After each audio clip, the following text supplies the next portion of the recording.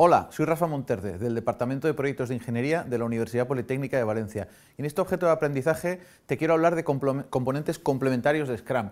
No son exactamente artefactos propiamente dichos, según la metodología estricta, pero se han ido incorporando, digamos, como un elemento complementario muy interesante. Son básicamente la lista de impedimentos y la gráfica de trabajo pendiente.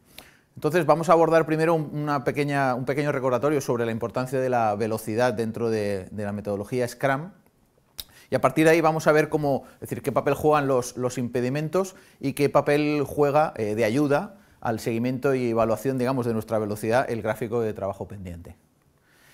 Si recuerdas, este es un tablero que representaría, por un lado, en esta parte extrema tenemos el Product Backlog, la pila de producto, donde tenemos todos los requerimientos en forma de historias de usuario. En la parte del Sprint Backlog tenemos seleccionadas para el ciclo correspondiente en el que estemos trabajando aquellas historias de usuario que vamos a abordar en el ciclo específicamente, ¿verdad? Y aquí tendríamos diferentes estados de trabajo, un tipo de tableros que se suele utilizar para visualizar en qué momento está cada una de las tareas asignadas a resolver las historias de usuario. Fíjate en este punto de aquí que tenemos marcado con una etiqueta que tiene un pin puesto, ¿verdad? Un pin rojo. Imagínate, por ejemplo, que esa tarea resulta que requiere de una información que se desconoce por parte del equipo, o requiere de un conocimiento que no se tiene en ese momento, o se había planteado contar con un experto o experta para poder trabajar específicamente en esa tarea y ese experto no está disponible. Tenemos un problema porque tenemos la tarea en proceso, ¿vale? El tiempo sigue corriendo, pero nosotros necesitamos avanzar y, sin embargo, tenemos un bloqueo, tenemos un impedimento, algo que nos está, de alguna manera, bloqueando el ritmo de trabajo y que no nos permite llegar a tiempo dentro de nuestro compromiso en el tiempo establecido en el sprint. A ese tipo de cuestiones que, de alguna manera, limitan el trabajo y pueden hacer que nuestra planificación en el sprint no se cumpla, le llamamos impedimentos.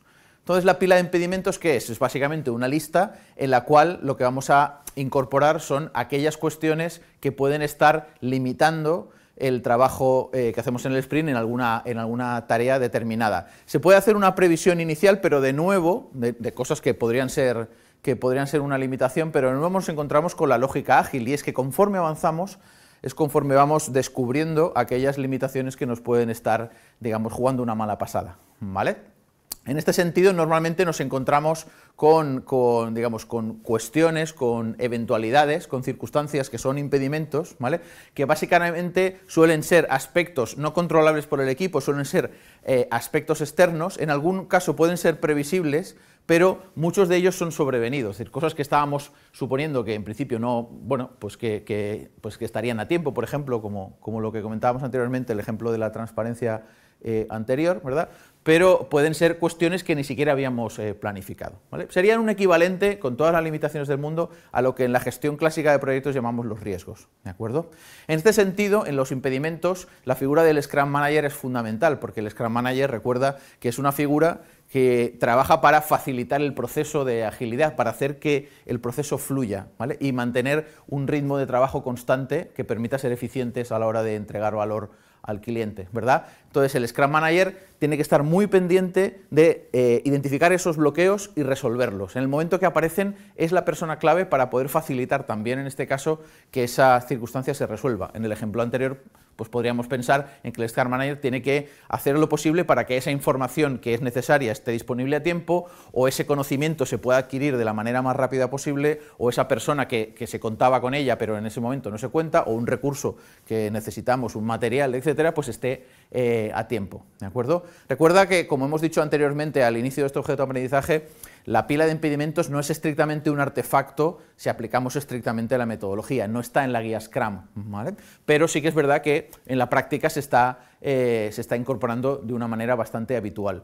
¿Dónde situaríamos o dónde construiríamos dentro de nuestro ciclo de trabajo la pila de impedimentos? Básicamente lo haríamos trabajando en la actividad o la ceremonia de retrospectiva. Recuerda que la ceremonia de retrospectiva es aquella reunión, ese espacio de trabajo del equipo, fundamentalmente con el Scrum Manager, en el que el Scrum Manager intenta, de alguna manera, entresacar del trabajo del equipo cuáles han sido, digamos, las buenas prácticas, especialmente las dificultades que ha tenido el equipo en ese sprint en particular. Claro, ese es un momento fantástico para poder, digamos, elaborar los impedimentos y ir, de alguna manera, alimentando esa pila de impedimentos, ¿de acuerdo?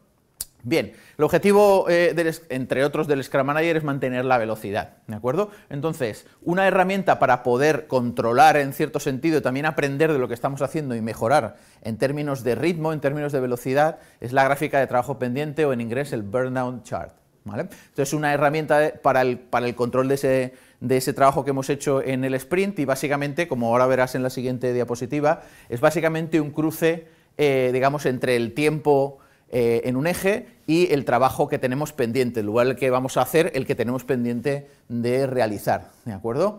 Entonces, esta gráfica le va a servir especialmente al Scrum Manager para dos cuestiones. Durante el proceso del sprint va a estar fijándose si, digamos, que el trabajo tiene un ritmo que la tendencia de la gráfica pinta a que vamos a llegar a tiempo, ¿vale? De forma que si hubiera un desvío muy grande en la gráfica, pues tiene que tomar medidas, tiene que estar atento a lo que está pasando, ¿de acuerdo? Y luego, en la retrospectiva, una vez se ha cumplido el sprint y tenemos toda la gráfica completa, podemos analizar qué ha ocurrido, porque en función de la forma de la gráfica podremos ver, por supuesto, si hemos llegado a tiempo o no, pero también alguna característica que ahora veremos en algún ejemplo, ¿de acuerdo? La gráfica tiene un poco esta pinta, ¿vale? Como te decía, en este eje tenemos, digamos, el ciclo del sprint en tiempos, por ejemplo, aquí lo tenemos en semanas, ¿vale?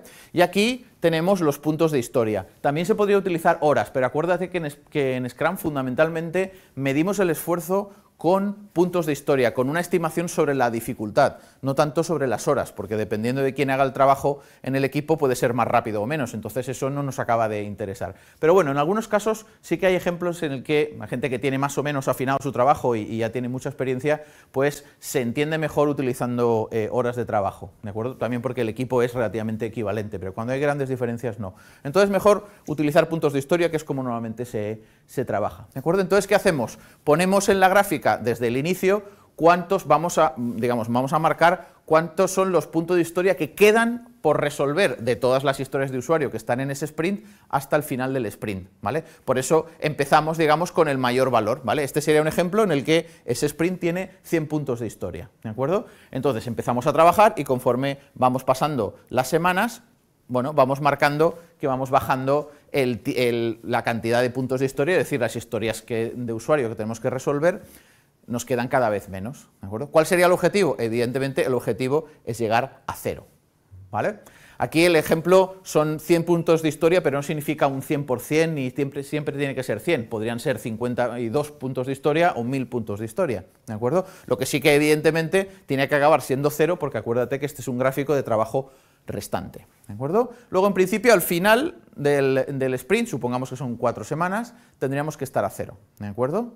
Por lo tanto, si tenemos una gráfica así, evidentemente no hemos terminado el trabajo y el sprint, en cierto sentido, sería fallido en términos de ritmo, ¿de acuerdo? La entrega no se ha hecho a tiempo, no hemos terminado todas las historias de usuario y habría que ver por qué, ¿de acuerdo? Pero fíjate también en este ejemplo. En este ejemplo, si lo hubiéramos finalizado, como lo ves en la diapositiva, diríamos, bueno, hemos cumplido, no hay ningún problema, ¿no? Lo que ocurre es que fíjate que está más embombada que las anteriores.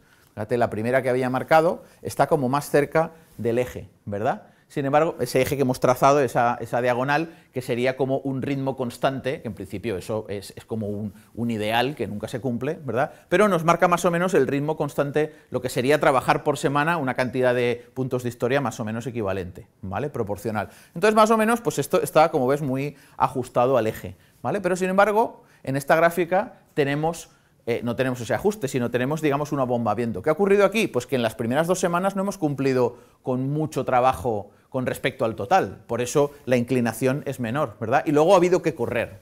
Luego, esta gráfica, vista solo desde el punto de vista de la finalización, podríamos decir que el equipo ha sido eficaz.